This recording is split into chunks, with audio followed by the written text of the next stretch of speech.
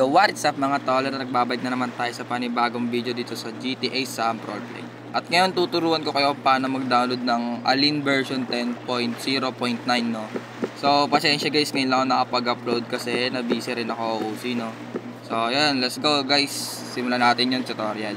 Tapos punta lang kayo sa screen nyo no. Tapos hanapin nyo yung ZI Carver nyo no.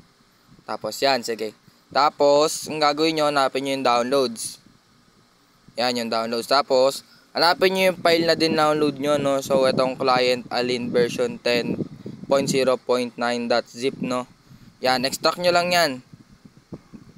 Yan, extract nyo lang. Tapos, replace. Tapos, yung password sa Discord community ko na ilalagay. So, para sumali kayo doon, syempre. So, yan.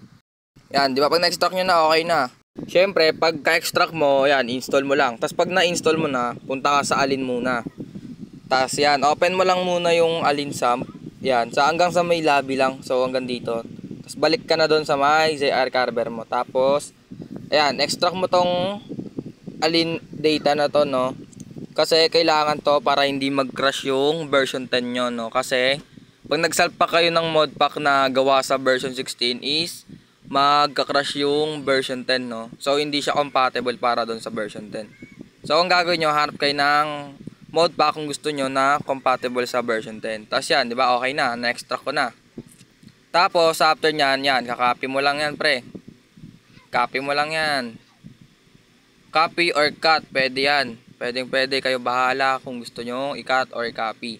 Pero sa akin, syempre, yan.